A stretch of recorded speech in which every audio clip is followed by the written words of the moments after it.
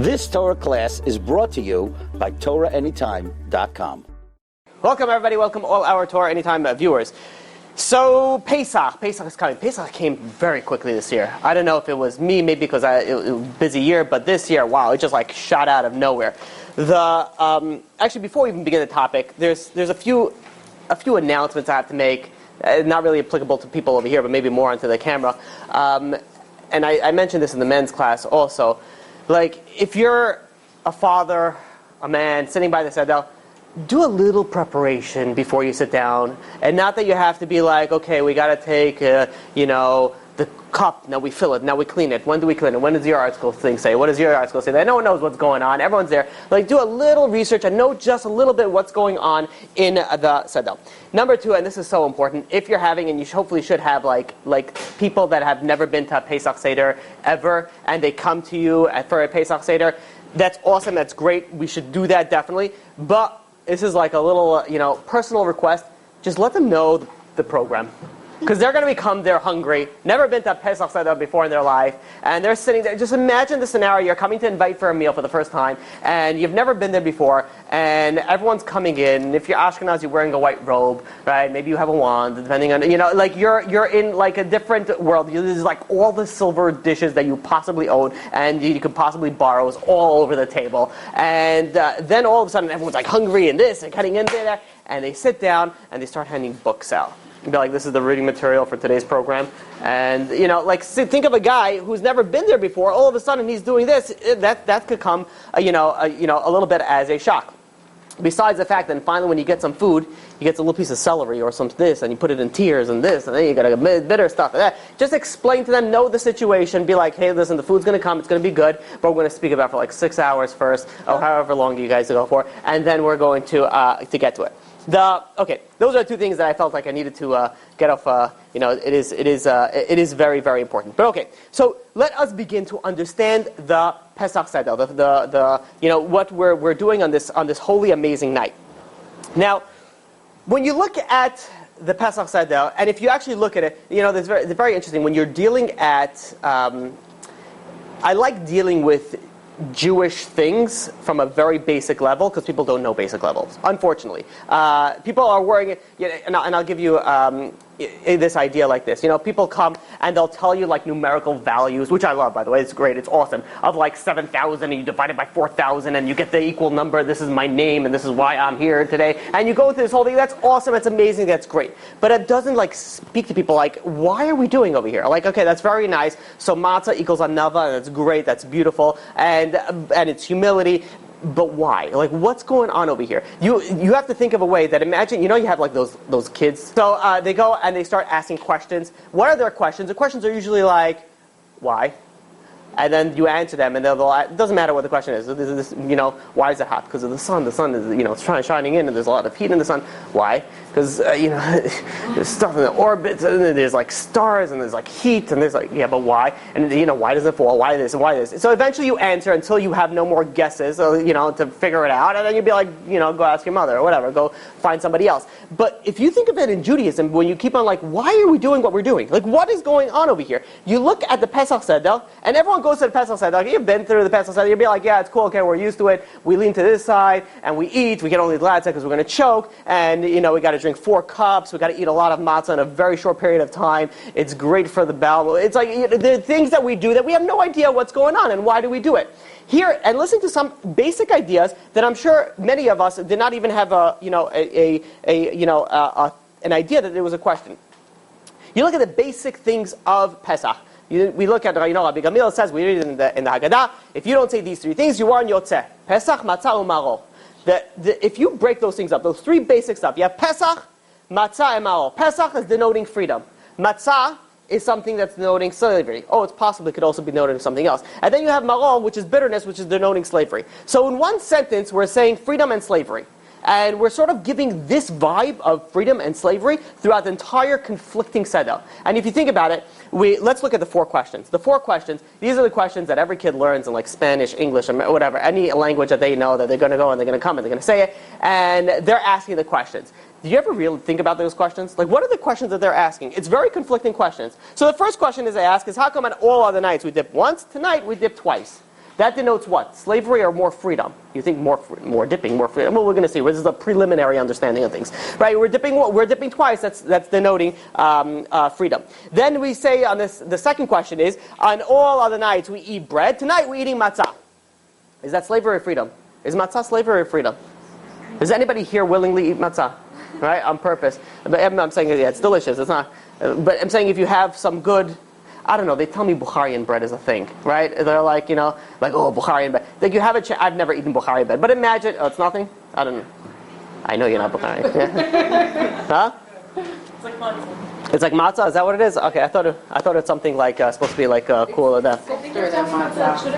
Okay, let's ask like this. You know what? Let me rephrase the question. All right, you go to a shawarma house and be like, yeah, could you wrap it up please in a matzah?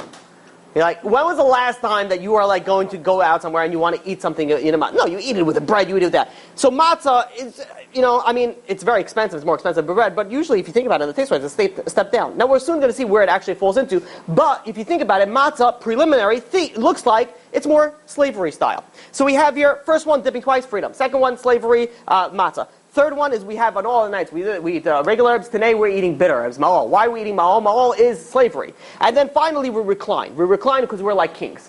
You're giving mixed signals all out throughout the night. Just let the kid know, are we kings? Are we that? We lean, but we eat bitter stuff. We drinking wine, but we're dipping twice. Like what's going on over here? Are we free or are we slaves? This is very unfortunate because it's actually pretty common. Is where you have two parents. One parent is religious, the other parent is not religious. What do you think the kid is going to end up being? The kid's going to end up being, he keeps kosher, on Wednesdays, and, Shabbos on Tuesdays, and he decides whatever he wants to do, whenever he wants to do. And you ask him, are you religious? Yeah, I'm religious. He looks at his mother, he looks at his father. One keeps kosher, one doesn't keep kosher, one keeps Shabbos, the other one doesn't keep Shabbos. It's a terrible, and you're giving mixed signals to the kids. It's one of the worst things. Parents, you need to be united together in order to educate the children. So, obviously one is better than none, and it's not going to say, okay, let's be united together and do nothing. But at the same point in time, you want to give a good value system to your children, you got to be united. So what's with the mixed signals? It's like, you have a father that'd be like, I love you, but then I smack you, but I love you, and then I smack you, but I love you, and then I smack you. Be like, what's going on? I don't understand what's going on over here. If you stop for a second and you think about what's going on in the seder, are we free or are we slaves? If we're free, get rid of the bitter herbs, get rid of the matzah, let's eat lafas, let's eat challah, I don't know, let's eat something else, give me some hummus to dip in. Why are we doing both? We should do either one or either other ones. Is this clear? Is this a question? Start off with, let's first understand matzah.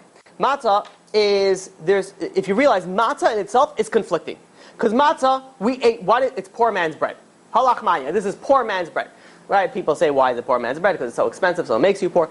But it's poor man's bread because poor people eat it. Why do poor people eat it? Poor people eat it because it takes first of all, you don't have to wait for the bread to rise. You're so hungry, you just eat it right away, you're starving. Secondly, it takes a long time to digest, which I'm sure anybody that has ever been through any Pesach ever could attest to that. So you have the ability that the food lasts longer, you're fuller, so it's more beneficial, so it's poor man bread. But in the second place, we ate it because we were free, because we were able to go out. We didn't have time for it to rise. So what are we eating it for? Are we eating it for, are we free? Or are we eating it for, are we slaves? And are we... He's like, I never thought about it. Oh, good. That, you know what it is? That is what's the problem in Judaism. A lot of time, people just go through the motions. Do you ever stop for a second, stand back, and be like, what's going on over here? If you're confused now, the more that you're confused now, I hope not confused about the question. The question should make you very confused. When we get to the answers... Why didn't I, oh, that's good. examine these things and realize it doesn't make sense? It's like I knew it, but I never, The Ben Ish Chai Haggadah. The Ben Ish Chai Haggadah. It is so unbelievable. If anybody wants... when you're dealing in a Pesach Seder, you got to speak to the people there. You really got to speak to the people there. If you're not speaking to the people there, you go with little kids when they come home from yeshiva, from the religion, right? They come with a binder like this big, bigger than them, right? And they open it up. It's usually it's ve'egata levincha. You have to teach your children. Now it's about malta lavicha. Now you got to tell now the children are teaching the parents, but. When you're going over there, you're leading the seder, you're sitting over there, you want to say something, speak to the crowd, speak to whoever's there. When I first started speaking years ago, I had a little bit more time on my hand. I used to prepare for practically every single class that I would prepare 3 different classes. And depending who would show up, is that the class that I would give. So now, unfortunately, I don't have the time to do that. But that is, you have to know who you're speaking to. You have to speak to the people there. So when you're, the Ben Ish Chai Agadah, I feel, is able to speak to everybody. Because it's full of stories, full of parables, full of things. I don't get a percentage, maybe in heaven, I don't know, I hope, if you buy it. But it's such a great Agadah. It's such a great Agadah. I should have brought it inside over here. They have it in English, they have it in Hebrew. It's a Ben Ish Chai on Pesach. It says such beautiful stories. So, Ben Ish Chai, yeah, it's like a red cover. Mm-hmm. So, he brings down one story like this. There was once a young shepherd boy that was doing shepherding things, and as he was going and watching his sheep, he would have a flute and he would play along the flute. One day the king was traveling past by, and he hears in the distance this beautiful, beautiful sounding music. And he stops the carriage and he says, you hear that? He says, that's unbelievable. This guy's probably, who knows what. And they start following the music until they see a little boy sitting in a bunch of hay, watching some sheep and playing a flute. And the king's like, this is unbelievable. He calls the boy over and he tells him, and he goes to the boy and he says, listen, he says, where did you learn how to play? This is unbelievable. You play so beautifully. And he says, well, listen, I get bored. I'm out over here. I'm sitting over here in the field watching the sheep. I get bored. So I got myself a flute and I started listening to the noises. After when I blow and I hit this one, I blow, I hit this one, I blow, I hit this one. And then I started combining the music together. So the king was looking at this little boy. He's composing music that has never heard before. He's like, this is unbelievable. So he started speaking to him, and he saw that he was really, really smart, really bright. And he says, what's your name and which village are you from? So he tells him the name of the village. The king goes to his officer and he says, bring the boy and his father tomorrow to my palace. I want to speak to them. So the father comes in the next day with the boy to the king, and the king says to the father, he says, listen, he says, your boy is he's a prodigy. This guy is unbelievable. He's amazing. I was speaking to him. His brain is unbelievable. To waste his life as a shepherd is, it's a shame. He says, I have a proposition for you. He says, let me educate him. Let me bring him to my, to my, educational system. Teach him everything about finance, about the government. When he gets older, he's going to get a high government official, job. He says, I'm the king, I'm going to do it anyways, but I'm going to ask you as a father because it's nice. Do you have the permission? The father says, of course, it's like getting accepted to Harvard, without doing anything. He says, yeah, by all means, whatever it needs to, for his boy is going to have an unbelievable life if he works for, as a government official, becoming a duke, a lord, or whatever you become when you, it's a duke and a lord, right? Mm-hmm. Who cares? So he goes and the boy starts going, he leaves the shepherding business and he gets into with the king and they started educating him, and this kid is like picking up everything. This kid is smart, he's quick, he's on his feet, and the king keeps on checking up on him, and the teachers are like praising him beyond, like this guy's unbelievable. Few years pass by. He gets, he graduates, and he goes and he gets into his first government, position in financing, and he is working so well. The king became like a personal favorite for the king, and the king is, promoting him here, promoting him left, promoting him right, and he keeps on going higher and higher and higher. Now, what happens when you have, a bunch of people that are his coworkers that are also working in the government officials, and they see that this little guy who comes from nowhere, comes from nothing, is going so high in the government. Meanwhile, these are the children of the dukes, the children of the governors of the other places. They're sitting there and they're stuck in their same position. So they started talking about this kid. And they say, listen, this kid, go to the king and be like, I know he's your favorite. I'm not saying anything, but people are speaking and saying stuff, What are people doing? People speaking, they're saying stuff. Now you hint some stuff because you don't want, and slowly they started, placing these little subtle hints.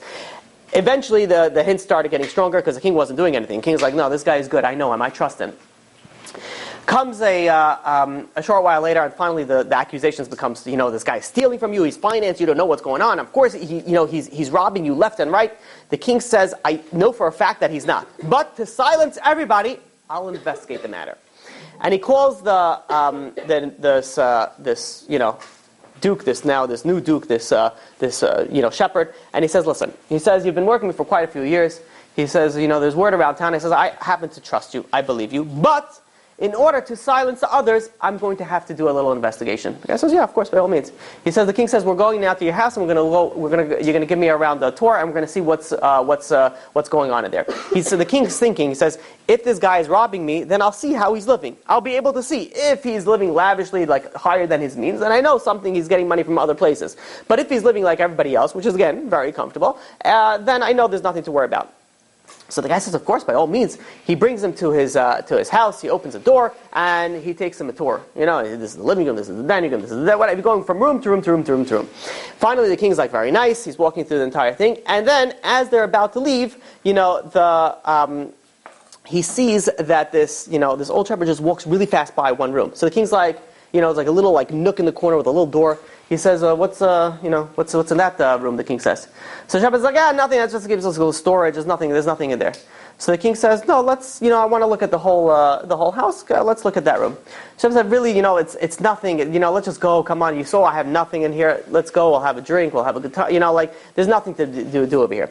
So the king was starting to get suspicious. Now when you say no to this one, he says, imagine you go and you rent in someone's house, and they say you can open up every door except that door, right? What's the first thing that you're going to do, right? Probably leave because there's something more going on in there. Because why don't you want me to open that door? But if you're staying, you're opening that door. Of course, you're not allowed to halakhically, of course, But so the king started getting, like, what's going on over here? He says, I need to know what's inside this door. He says, you're opening this door right now. So the guy says, fine. He takes out his keys. Maybe I had to change, maybe I didn't. I don't know why I'm doing this. So he takes out his keys, he puts it in his door, he opens it up, and the king steps over the threshold. He looks inside, the room is completely bare. The king is looking all around. There's nothing there except a box in the middle. And the king is like, okay, there must be a safe somewhere here, right? So the king's like knocking for like a safe. There's like nothing. There's nothing here. So the king says, he looks at the box, he says, what's in the box? So the guy says, it's nothing, don't worry about it, leave it, there's nothing here. So the king says, this is it, this is where I got it, and it's right in here. The king takes a box, he opens it up, and Jax jumps out. No, and he comes out, and there's a shepherd clothing there with a little flute over there. So the king says, "What's going on over here?" He says, "What's this?" So the guy started getting embarrassed. He says, "To be honest," he says, every day, twice a day, I come into the room in the morning, and once in the morning, and once at night." He says, and I look at what I have, what I've accomplished in my life, and I know that it's all thanks to you. And I come in here, and I put on, I can't put on the clothes, but I try, and I play the flute to just remember where I came from and realize, what do I have to be thankful to the king for where I came to right now? Because if not for the king taking me out of that field, I would have still been a shepherd. He says, I would have not had all this. So twice a day I come in here, I play the flute, because that reminds me of where my origin from and how thankful I have to be to the king. Says the king, he says, now I know. This is wiping his tears away. It's the most beautiful thing ever. And he says, that is, now I have nothing to worry about. I know someone like you will never ever steal. And not only did he not do anything, he promoted him higher and higher and higher. And anybody that ever tried to say anything against him was quickly dished out of the kingdom. Comes Pesach, and we're free now. Right? We're living in America. We do what we want, when we want, how we want, right? This is how every teenage kid does. And we go in there, and we're sitting inside, and we're like, Pesach, matzah, and maror. Are we free or are we slaves? And the answer is, yeah, we're free now. But remember where you came from. Remember where you are before, because you're never going to be able to be thankful for something until you remember where you came from. You ever know what is that saying? That you don't appreciate what you have until you almost lost it? You don't appreciate what you have until you start thinking about things. And Pesach, the night you're supposed to start thinking about these things. You're free now. But think about the maror, think about the bitterness, think about the matzah, think about where you are and where you came from. That is lesson number one. Lesson number one is you realize it's a night of being gratefulness. It's a being thankful to God. How are you going to be thankful if you don't appreciate? And the only way that you can appreciate is to realize where you come from.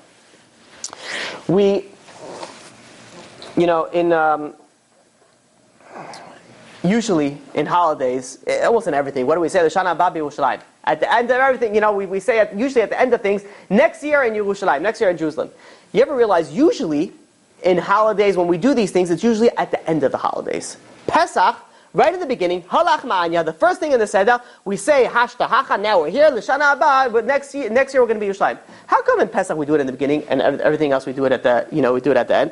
So the question is asked is, why are we not eating Korban Pesach this year? So Korban Pesach can only be eaten by the Bet HaMikdash. We're only going to have a Bet HaMikdash when Mashiach comes. Why isn't Mashiach here anymore? Why don't we eat what? Korban Pesach? Okay. Okay. Said it in the right way, sorry. Oh, okay.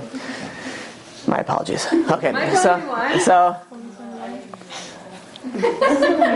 Should we start again? Am I in English today? Or am I not okay. So the question is like this. Question is, usually we say L'shana haba b'Yerushalayim at the end, right? You're with me so far. Okay. But over here, usually we're saying it in the beginning. We're saying it by halachmanya. We're saying right at the beginning of the Seder, next year we'll be in Jerusalem. Usually we say it at the end. The question is why are we not in Jerusalem? Because we don't have Mashiach. Now the next question is, why don't we have Mashiach? You don't deserve it? I mean... Well, why don't we deserve it? What do we do? Well, why? Sin askina. Very good. Thank you very much. See, look at that. Just pressure you and you get the answers. So the answer is because we have baseless hatred. The reason why the Bet HaMikdash was destroyed was because of baseless hatred. We don't have it now because we didn't fix it yet. So now the question is like this. If we're starting off the Seder next year in Jerusalem, and we have a whole thing about, like, why don't we put something inside the Seder regarding baseless hatred? Like, let's get rid of the baseless hatred. And so we could have next year, really, in Yerushalayim. So no, it's for the first three big ones. Right. Murder. So we're talking about the second Bet HaMikdash. Yeah. So now, so now to understand this, there's something very interesting when you think about Pesach. A lot of ideas getting thrown tonight, so you have to follow with me. And when you at the end, it's going to all package together beautifully. There's a lot of things that are going on in the mouth on Pesach. You realize, for example, Sukkot. Sukkot, we deal with the body. We go and we sit in the sukkah, we shake the lulav and talk. It's a very body-oriented thing. Pesach is very mouth-oriented. Think of it like this. We have a mitzvah of sippur Yetzias Mitzrayim. We have to tell over, we have to say the story of the exodus of Egypt. That's with the mouth. We have the obligation of drinking 4 cups. Again, with the mouth. We have the obligation of eating Pesach matzah and maror. Again, with the mouth. We know that Pesach in Hebrew means pe is a mouth, sach that speaks, because Pesach is a mouth that speaks. We're dealing with the mouth that we're speaking about the exodus of Egypt. That's why paro is, if you break it up for those who know Hebrew, is pe-ra, an evil mouth. He was dealing with the evil in the mouth. What was his evil mouth? Is that he was going, he did avodat parech, also with the peh. And how did he do that? Through a perach, through a soft mouth. He was able to be like, no, come, you're going to come work for us, and we're going to pay you, and then he switched everything around. Moshe Rabbeinu, the hero, right, the casting lead, and what was he? He was Aras Fatam. He wasn't able to speak. He was that. There was so much going on with the mouth. Why is everything so much going on with the mouth?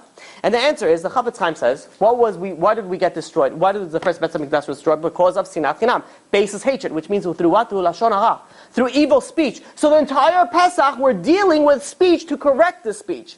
But we are just like, we're like leaning and we're beating with this. We're like, all right, let's hurry this up. We got to sing the songs. We don't even stop for a second to think of why are we doing what we're doing. Ben Ish Chai says like this. He goes like this and he says, it's even further. We dip twice. Says the Ben Ish Chai, why do we dip twice? Where do we dip twice? We dip once in the kapas goes in the salt water, and then we dip the maror in the chaoset.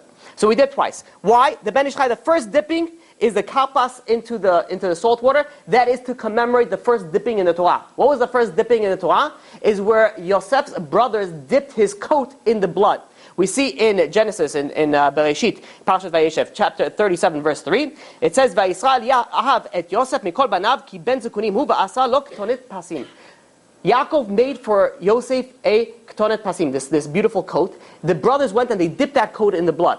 If you look at Rashi over here, we're getting a little deep tonight. I'm sorry, we're going a little, not the usual. You look at Rashi. Rashi says, you know what ketonet pasim is? It says they're karpas. The same letters, the same thing that we dip, that's what he calls, that's obviously referring to a color, green, but it says specifically karpas. Why does Rashi bring down over here karpas? What does karpas have to do with Yosef? Explains the Ben Ish Chai, when we're dipping, the first dipping, that's to remind you why we're in Galut. Why are we still in exile? We're still in exile. What was the first sin? The first sin of the dipping was baseless hatred. The brothers started hating Yosef because he had dreams. Because he was something better than them. So they started hating him. They started speaking bad about him. The first dipping, they dipped it in the blood. We're going to dip to commemorate that. We're dipping in the salt water. To remember what? Remember where you came from. Remember why you're still here in Galut. Remember why you're in exile. Then we go to the second dipping. The second dipping it's based off of the pasuk in Shemot, chapter 12, verse 22. V'lekachtem agudat ezov. You have to take a bundle of hyssop, this bunch of twigs. It's not twigs, whatever. You wrap it together and you dip it into the blood, and then you plaster it on the wall of the houses. He says, what is this referring to? He says that this putting the blood on the doorpost, this was the beginning of the redemption. The first dipping that we did is commemorating, and by the way, this is where we dipped the charoset into the maror into the charoset. The first dipping that we did with the karpas, are you guys still with me? Yeah, you're still with me. The first dipping that we did into the karpas, that is commemorating the first sin that we had. The first sin that we got itself is into the exile. What was that sin? Sinat chinam, baseless hatred. That's what we got. That's what we went down to Egypt. Everything goes down to that. If we have time, we could even explain that. Everything started off from that. Everything was a catalyst from that. How do we get out of it? That's the second dipping. The second dipping is what? The second dipping is that we're taking the bundle, the agudah, and that's the way to getting out. That is the beginning of the redemption. Now, there's something very interesting about that second dipping. Now, it says specifically agudat ezov. Agudat means a bundle, like unity, like you combine together. Think of it like achdut. Achdut and agudah is the same idea. You want to get out of the exile, you want to get out of the galut, you got to be united together. Like the agudah that we have to put on our doorpost. Am I going too fast? Today, yes. Oh, okay, fine. So, no, this topic, I feel like... Let's do a recap. How about this? Let's do a recap. I got it. It's just, Maybe other people didn't. So, okay. Yeah. I get excited, so I go fast. Okay. All right. Let's do a quick recap of where we are until now. We started off we'll make it very, very simple and very easy. If you look at through the Seder night, it looks very confusing. We do things that denote freedom, and we do things that denote slavery. And the basic stuff, you look at it, is in the 4 questions. The 4 questions, part of it, we dip twice, but we eat matzah. We recline, but we eat bitter herbs. So the question is, are we free or are we slaves? Make up your mind. Why are we sending mixed signals? So then we went and we said with another question. The other question was regarding exile. We're in exile now because of baseless hatred. And we start off the said that next year we will be in Jerusalem. But the question is, if we're starting off with next year we'll be in Jerusalem, why don't we just tell us how to get to be in Jerusalem? What's with all the, you're telling me there, let's do it. Let's be next year in Jerusalem. Tell me what to do. And the question is, it doesn't look like it's inside the Haggadah, but it actually is. And that's when we started explaining the 2 dipping. The 2 dippings are what? The 2 dippings are, one of them shows us why we're in exile, the other one shows us how to get out of the exile. The first dipping tells us we're dipping for the Ketore Pasim, like for the baseless hatred that Yosef got sent down to Egypt. The second dipping is how you're going to get out. The beginning of the redemption was by putting the blood on the doorpost. That's when we started getting out. How are we going to do that? Because just look at the words that they use. Agudat. Agudat is achdut, is like unity. When we unite together, we get rid of the baseless hatred. When we get rid of the baseless hatred, now we're going to go get out of exile. Thus far, so clear. Wait, what does Agudat have to do with the dipping? We have to, the agudat, you have to bundle it together to dip it. Yeah. Now we don't. This is by the time when we went out of Egypt. Okay. Rabbi Fran goes and explains, based off Rabbi Chana Wasserman, that there's, throughout history, Jewish people got accused of the blood libels, where they said that, we are killing Christian children or, anybody else, and we're taking the blood and we're putting it in matzot or in any other place. The question that he asked is, how come every single time we're always focusing on Passover stuff? Like, we're always killing Christian kids on Passover. Like, how come it's not on Sukkot, Shavuot, any of the other holidays? Why specifically on Passover? So, the answer, he says because, what? Rabbi Fran brings it down based off Rabbi Chana Wasserman. I actually heard that, recently, there was, this one guy was saying that, Jews put, the blood of, children in, the Haman Passion. Oh, that's a new one. Yeah. Okay. So, until this guy came around... Everybody was just, this guy ruined it. This guy ruined my entire share. Okay, I'm kidding. So, it's fine. So, anyways, we'll get let's leave the questions to that. So now, in general, most of the problems come on Passover with the blood libels and that. And even though, I don't think Jews were murdered because of that. Back then, Jews were murdered because, they found, dead Christian child and said they were using it for matzahs. So the question is, why specifically on Passover does this thing come up? And he goes and he answers, Rabbi Matisyahu Solomon says that he also links in that the Pesach and the 9th of Av are very closely related.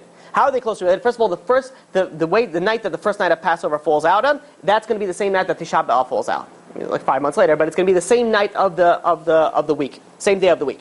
So he says that if we don't learn our lesson on Passover, on Pesach, then 5 months down the line, we're going to have to deal with Tisha B'Av. So we take an egg. Egg denotes also the morning, and we dip the egg in the salt water. It's also commemorating that if we don't wake up and realize why we're not out of exile anymore, then we miss the idea of Passover, and we're going to have to deal with Tisha B'Av 5 months later. The Ben Ish Chai goes on, and he says that the Jews, where did they have the merit to leave Egypt? Because they had the merit. They didn't change the names, language, or dress. But he brings down, there's also a medrash in Vayikra Rabbah that says that Bnei Yisrael, when the Jewish people stopped talking bad about each other, that's when they became worthy of redemption. Which means is when they stopped speaking ill about each other, when they stopped speaking Lashon Hara, that's when they started getting to be able to redeem. Now maybe this is why, if we look at the beginning, when we started off the Haggadah, and Halach Manya is the part that we say in Aramaic, that is speaking about the matzah. If we look at it, we start off, Kol Dichven Yesev Yecha. Whoever is hungry, come and eat. Whoever wants to celebrate, come. Whoever needs to celebrate, come and celebrate. We're inviting people all of a sudden, right? And if you think about it, we're dealing with like you have like poor man bread over here, and we're like, who wants poor man's bread? We're inviting people over here. Like it seems very, very out of place. And then right after that, we say L'Shana Haba, and Yerushalayim. And if you break it up, maybe we'll be able to understand what exactly is the meaning behind this. It says very simply, if you break it up, it says, this is the poor man's, I'm going to read it just in English. This is the poor man's bread that we ate in Mitzrayim. If you're hungry, then also we're inviting people. We're having the achdut. We're inviting people. You're hungry, come and eat. You need it, you come over here. We're inviting everybody. Oh, what happens after you invite it? Hashtacha. Now this year you're going to be here about the Shana Haba Ba'al Yisrael. But next year you got the idea of inviting. You got the idea of achdut. You got the idea of removing the basis of hatred. Next year you're going to be in Israel, in Yerushalayim. This is also why we can go and try to understand a little bit about the Korban Pesach. The Korban Pesach also has the idea, the theme of unity, the theme of Achdut. There are certain laws that you have to do for this Korban. Number one, it has to be eaten as a group. Also, a group that's unity. You have to be united. There's not one bone may be broken, which means no Jew left behind. Everybody has to be together. The Korban has to be roasted and it cannot be cooked. Because when you roast something, it becomes tighter. It doesn't fall off easy. If you cook something, it could easily fall off. So we're becoming united and strong. Anything that is left over of this korban has to be destroyed, which means we don't leave any Jew behind. And being that the entire thing has to be eaten in one night, and you have to send invitations out beforehand, it's impossible to eat the entire korban by yourself. You have to invite people. You have to it's all about unity. The whole entire thing, if you just open your eyes, it's all screaming to you, wake up and let's get out of this exile. So, I'll share with you a story. There was Rav Asher Weiss. He relates a story about his father's survival in Auschwitz. That when his father arrived in Auschwitz on the first day of Shavuot, it was the last time that he saw his father and his 5 siblings. They were all sent directly to the gas chambers. Thank you. And he was, he was the only one that survived. When he got there, he was in the same area as the Klosenberger Rebbe, which was a very big Hasidic Rebbe, and he tried to convince one of the bunkmates of the rabbi to let's switch places so I could be next to the rabbi. So the rabbi saw him that he did that, so the rabbi goes over to him and says, it's not going to help you anymore to be near me than near anybody else. And so this boy says, I know it's not going to help me here. He says, but at least this way we're going to be able to talk and learning. He said, I'll be able to learn with you. So the rabbi, is very surprised by the answer. He says, you're in Auschwitz and you're thinking about learning? That's what you want? And he's like, yeah. He says, if we don't learn, how will we prevail? How will we survive? And the rabbi was very taken aback by that. And he says, okay, by all means, and they stuck together for the next 12 months. When they were freed, when they were liberated, the Rebbe, getting close to this, to this boy Moshe Weiss, he says, can you help me bury all the dead? There were a bunch of dead people buried. So he says, of course. And he started helping him, doing whatever the rabbi asked him to do. And he started helping, all the things. And this went on for about a year and a half. After a year and a half, the rabbi goes over to him and says, you did so many things for me. Do you have any requests for me? So he says, yes, I want to ask you for a blessing that I should have children that are Talmidei Chachamim. Big righteous Torah scholars. So the Rebbe gave him a bracha that his children shall light up the world with Torah. After that, he says, listen, he goes to the rabbi and says, listen, I've been helping you around a lot. I haven't opened up a Gemara in about 2 years. I want to go back to yeshiva so I could be able to go and learn. So the rabbi says, he says, you think you understand what it means to be mosel nefesh. I don't even know what's the term. How do you explain what mesirat nefesh is? Okay, sacrificing of yourself for something else. He says, you know what it means to sacrifice? No, it's like, I don't know. It's like, I guess it's like chutzpah. You can't really explain it, right? It's like giving over everything for yourself. He says, you may think that giving over everything for yourself for somebody else is maybe skipping a meal or doing something for somebody else. He says, sometimes doing something for other people means that you close your Gemara and you're going to go help other Jews need to do what they need to do. And he says, fine. He says, what do you need me to do? And he says, and he didn't go to yeshiva, and he ended up going and they opened up schools, mikvahs, and they ended up doing tremendous things to try to rebuild the Jewish nation from the ground up. 65 years go by, and he had a son. The son became a very big rabbi, Rav Asher Weiss, and they were going. The father was now 80 years old, and he says to his father, they were preparing a trip to go to Poland. And the father never returned to Poland, if I'm not mistaken, from then. And he asked him, and he says, he asked his father if he wants to come back on the trip. Surprisingly, the father says, yeah, I want to go. And they went together with the father on the trip to Poland. And then when they arrived at Auschwitz, the father stopped at a certain area, and he says, this is the place that I last saw my father and my siblings. And he says, I remember the last words that my father told me. He says he turned to me when he realized what was going on, and he says, Moshe, I want you to look after your brothers. And then I've never seen him again. He says, and shortly after that, my brothers died also. He says, there's no way that I could be able to go and fulfill his wish to look after his brothers. He says, but then I realized, just because I can't look after my brothers from my father and my mother, it doesn't mean that I can't look after my brothers from the Jewish brothers and sisters. And he says, from that on, I went and I helped the rabbi. We built it up. We built schools. We built everything because I gave everything over because I kept my word to my father. I never forgot about my brothers.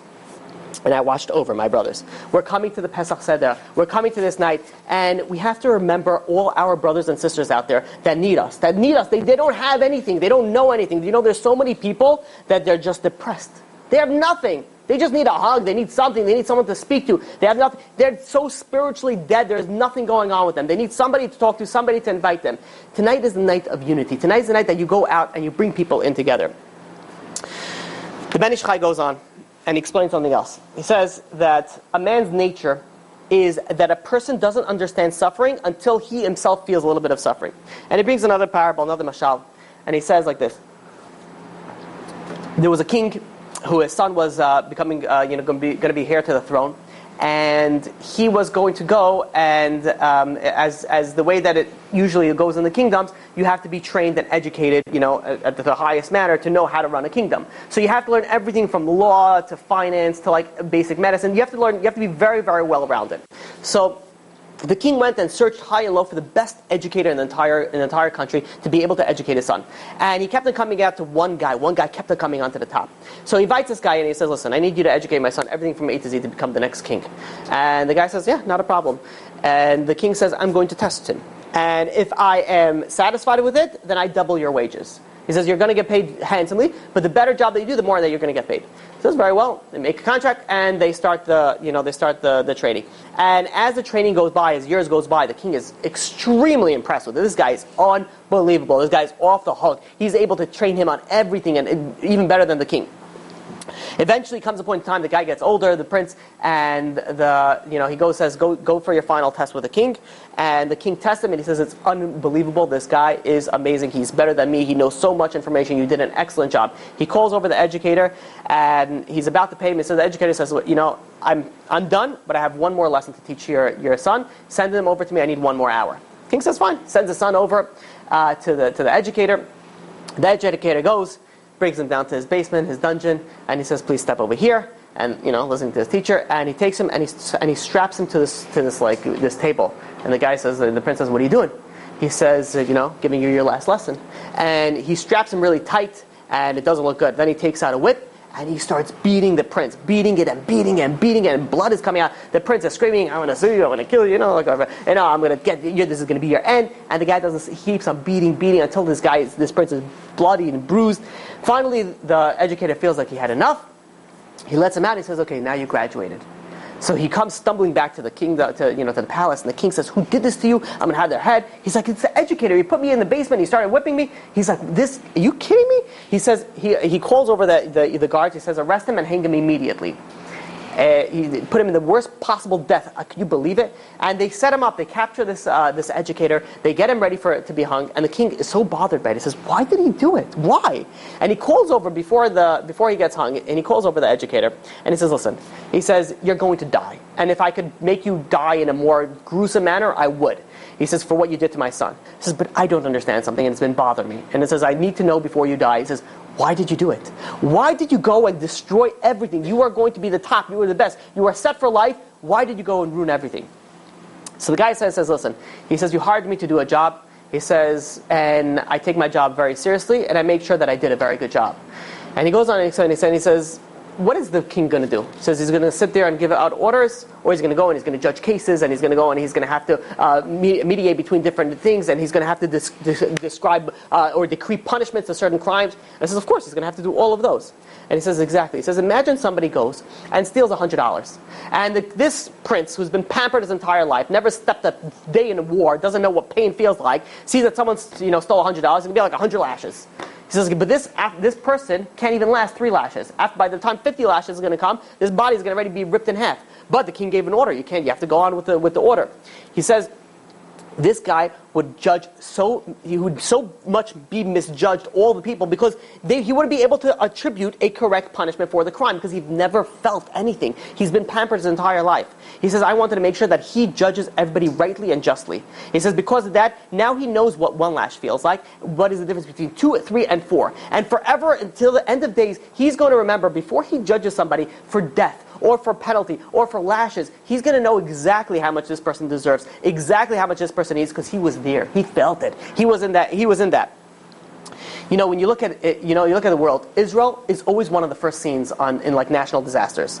It's like before the news crew comes Israel's already there. They've got like the tanks over there, and the news crew is like, so how did they get over here? And they're over there and they're interviewing, be like, yes, we heard there's going to be an earthquake. We came down, we nailed down the floor, so no shaking. And we came here before, we got to prepare everybody, nobody going to get hurt, nothing. All while eating galinim, right? So they're in there. Israel is always one of the first on the scenes of national disasters. You look at it, I'll give you some examples. In 2010, Haiti, Israel was the first on the scene. In March 2011, the earthquake in Japan, also one of the first countries to send aid was Israel. In India, 2001, there was an earthquake. Guess who was there?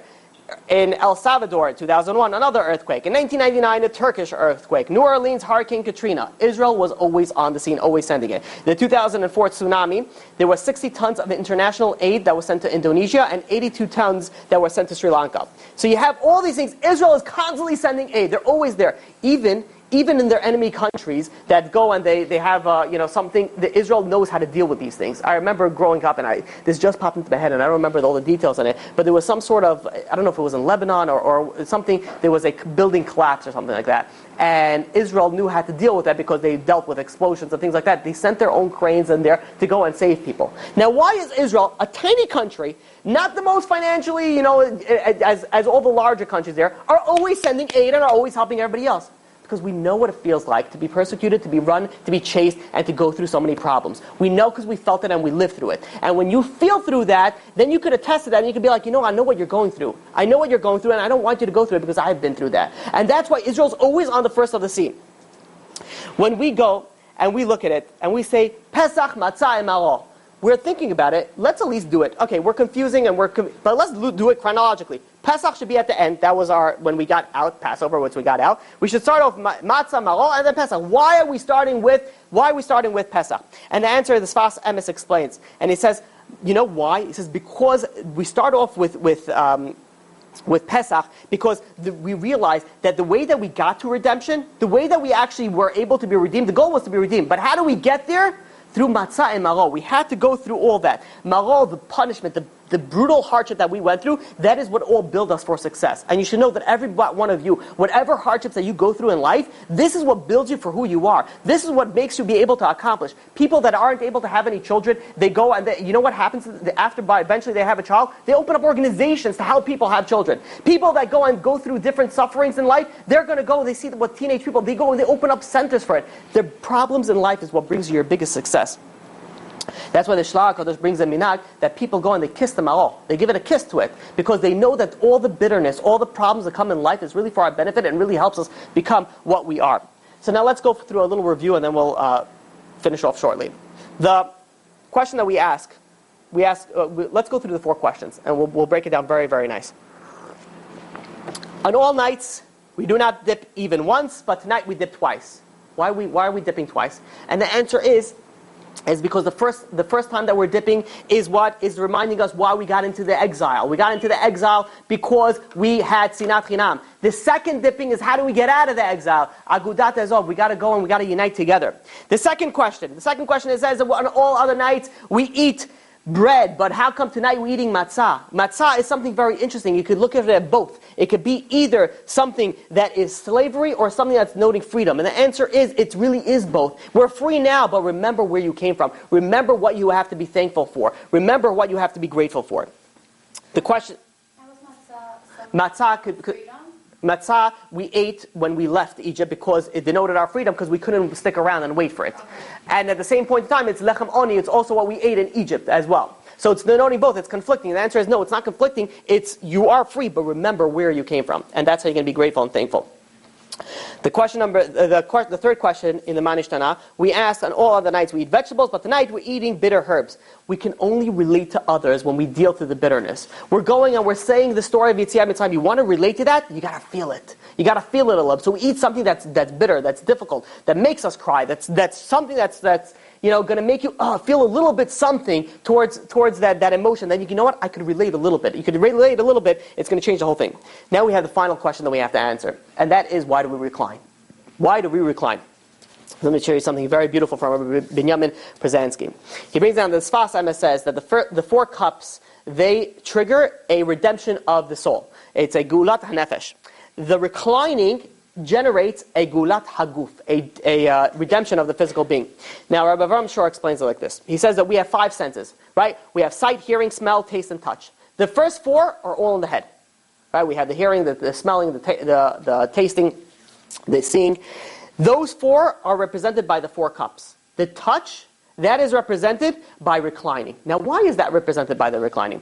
There's a Mishnah in Pirkei Avot that Shimon ben Omer, Shimon his son says, Lo matzati laguf tov ela shtika. I didn't find anything good for the body other than silence, which is just a general. This is like just a general good idea. When you don't have anything to say, don't say it. Right? I have a problem with that because I just speak. I don't filter. There's no filter. It's just it goes out. But the Chachamim says it's something I need to work on. You have to learn how to be quiet. You have to learn how to not talk. You have to learn when there's nothing to say. You don't need to speak anything. Says the Sfat Emes. He says this is not only referring to the mouth, it's also referring to the body. Something the best time for the body is to keep the body silent. Lo tov ela guf, to the body, ela shtika, which means it's silent the body's needs. The body always asks, you constantly have a struggle in your body. You have the spiritual wanting to do one thing, and the physical body wanting to do something else. He says what we need to do is the shtika of the body. We have to silence the body, silence all the desires and the things and the chasing that we want in the body. And this is represented by lying. When we lie down, the body is still. You're in like a resting mode. You're not doing anything to the body. So we're putting ourselves into the mind, thinking that you know what? He says we're running away from our bodies and we're going into our spiritual state. We're focusing only on our spiritual thing. The Maral explains, and he says freedom means severing all connections and attachments of external forces. I'll explain it like this. You have, now it's like a thing, people, like I need to find myself. I just need to know who I am. I don't know who I am anymore. I'm so much involved in here. I just need some space. Yeah, and they go, and they sit in and they like close in the room, and they stay over there, and they're like, I just need to know who is me. Very much, everything is very much about me. Problem is, it's a great idea. Problem is, they go into the room and they're just on their iPhone and Facebook and YouTube. They're not really doing you. You're just doing, just doing the same thing you're doing out here, just in there. But there is something about getting away from it all to realizing who you are. If you really want to go and find out who you are, you isolate yourself. You keep it, you take a walk in the mountains with mace. I don't know. You take a walk somewhere. You put yourself in a situation with only yourself, with nothing else, only on yourself. Then you're able to realize who you are. When you break away everything physical, then you're able to really check inside what's really you and who is really you in the spiritual sense. What we're doing is we're breaking ourselves away. We're lying down. We're breaking away from the physical and realizing what is the spiritual. That is getting to the essence of where we are. We're looking at matzah. Matzah is basic. Is nothing. There's nothing to it. It's just water, flour. It's nothing to it. It's the most basic thing. It's a poor man bread. A poor man poor man cannot be like, I have my money and my cars, my horses, whatever, and my boat. They're nothing. It's nothing else. The poor man doesn't have anything other than what he has is himself. The poor man is only himself. That's what we're denoting by matzah. We're going and we're reclining. We're saying that we're leaving all the physical stuff. We're leaving everything and we're putting everything into the spiritual essence of it. And that's why you have people that say, Judaism, religion, so many laws, so many stuff. If you're telling me to be free on Passover night, then very good. I have like 64 mitzvot I have to do on Passover night. Leave it. Be free. Let me put my feet on the table. Okay, I'll recline, I'll drink wine, I like that part. Let's skip the matzah. Why do we have to read for? Let's be free. What is we doing over here? Are we free or are we slaves? If we're free, then stop making me do so many things. And the answer is, Judaism has something very, very beautiful about it. We're in a physical body. And in order to know who we are and live in the same space that with a bunch of other people is very difficult because you can't get to know who you are. Through the mitzvah, through the Torah, you're able to break away from the physical temptations, from the physical desires that drag you from really who is your true self and what is you need to do, and it brings you into where you are. So now when we look at Pesach and when we look at the entire thing, we're thinking, okay, what's going on over here? We have so many conflicting things going on over here. And the answer is there's nothing conflicting. It's all ingredients for your success. Everything here is spelled to know what you need to do. We're looking, are we free or we're slaves? Everything has a reason for it. Everything has a reason. Do you understand? Should we make a quick review? No, yes. Okay, let's do a quick review. Let's do a quick review. So now, because this is so beautiful, and if you understand this, your Pesach should be different. You have to realize, when you're looking at anything Jewish, it's not just like, okay, we gotta do this because we gotta do this. No, there's so much stuff to it. It's so beautiful, it's so deep, it's so amazing. And if you don't know anything, and if you don't, that's fine. But don't think of it as just like, stuff that you have to do to make God happy. Because if you're not going to lean to the left, you're going to have to do it again, and no one's going to be happy, and you're not going to have a good year, you're not going to do that. You take the wine, people do skulot, you take the wine, you pour in your toes, you're going to get married, you're going to do this. All right, you guys know that? I see people are laughing, what they're doing. So, you're missing the main point of the whole Pesach setup. So let's do a quick recap. So now, we started off, because this was a deep class. This was a deep class, not our usual class, but I think it's more beautiful the deeper that you get. Okay, so now we started off with questions. The questions was, it seems like everything is confusing, everything is conflicting. Are we free or are we slaves? It doesn't make sense. If you want to train your kids to do something, teach them one way. Stop telling them conflicting signs. Then we went and we started explaining on the idea of why we are in exile. Why we are in exile. And the way that we broke it down, by the way, every one of the 4 questions, we're able to learn something else from it to know what to do with the Pesach Seder. So when we started off with the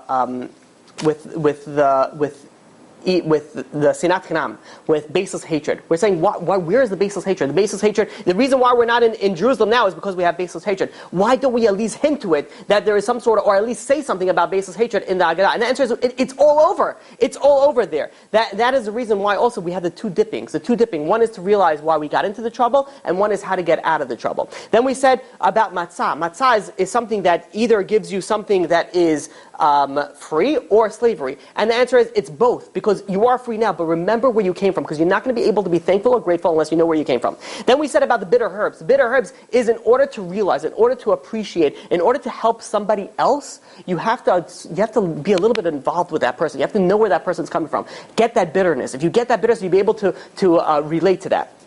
And finally, we recline. Why do we recline? To get away from all the from all the physical. We're putting our body in sleep, and we're focusing only on the spiritual. We're focusing only on the spiritual. This is all a recipe for next year to be in Yerushalayim.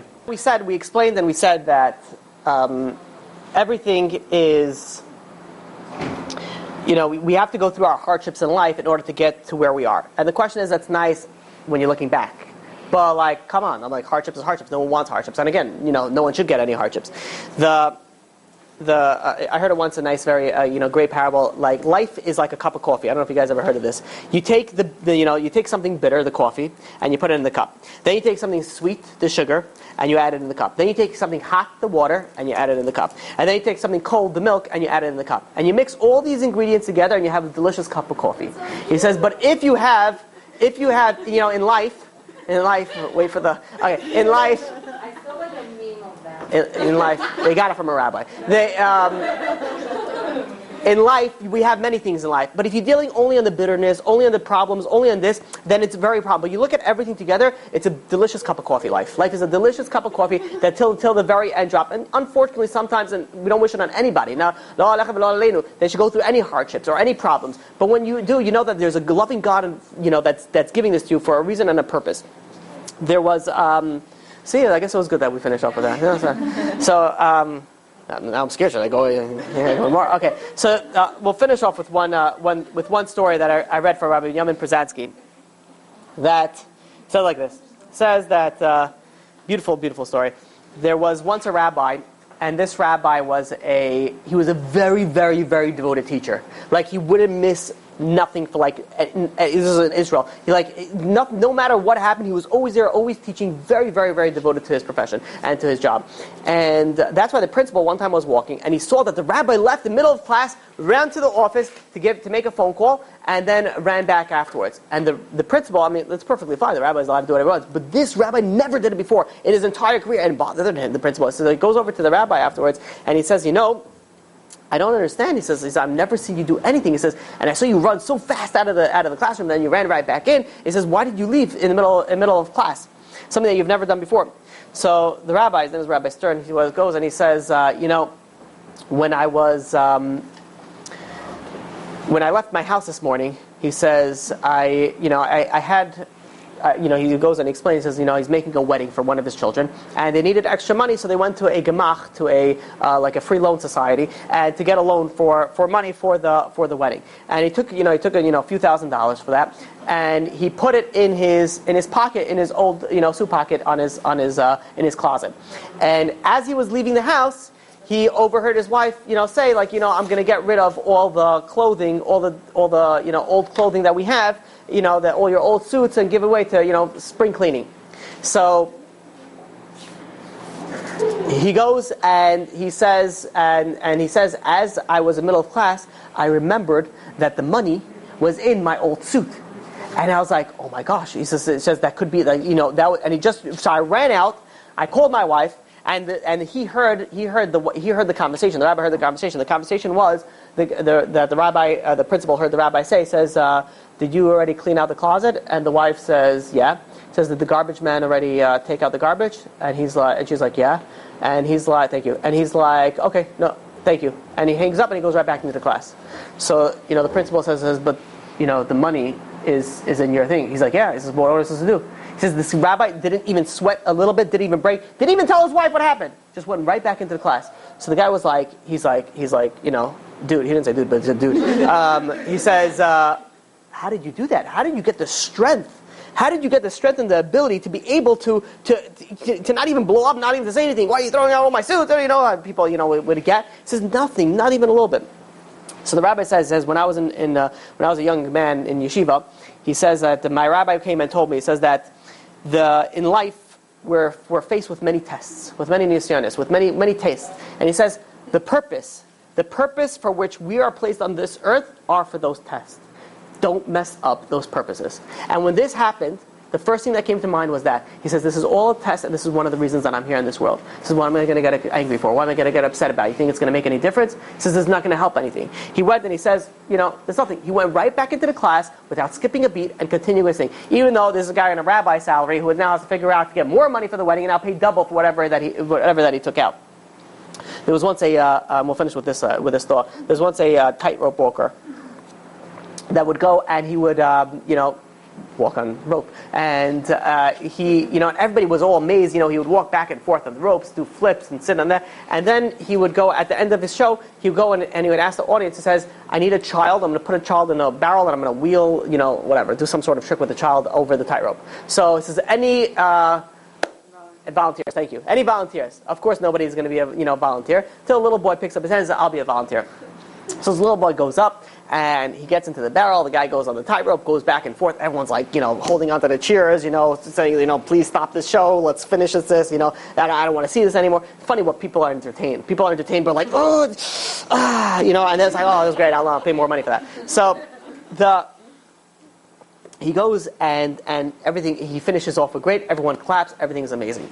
One of the attendees over there that were in the in the show go over to the boy and says, how is it that you were not scared?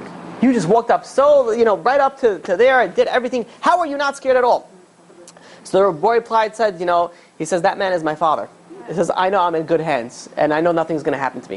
He says, when we live through life knowing that our Father in heaven is orchestrating and doing everything that we need to do, we're not going to sweat it. We know that we have a Father in heaven, and He's going to, and He's accomplishing everything and doing everything for us, and not harming us in any way, and only doing for our benefit. And we look at maror, we look at Pesach, we look at all these things, but, bitter. Yeah, but relax. But you have a Father in heaven who loves you, and He's not going to let you get hurt, and He doesn't want you. He's going to take care of whatever happens. He says when we figure out all these secrets, all these beautiful things inside the Haggadah, inside the Seder, we realize it's just not a night to say a story. It's a night to relive it. It's a night to realize who you are. You are children of God. You are somebody who's so special, so amazing that nothing bad will ever happen to you because God is always watching over you. You've just experienced another Torah class brought to you by TorahAnytime.com.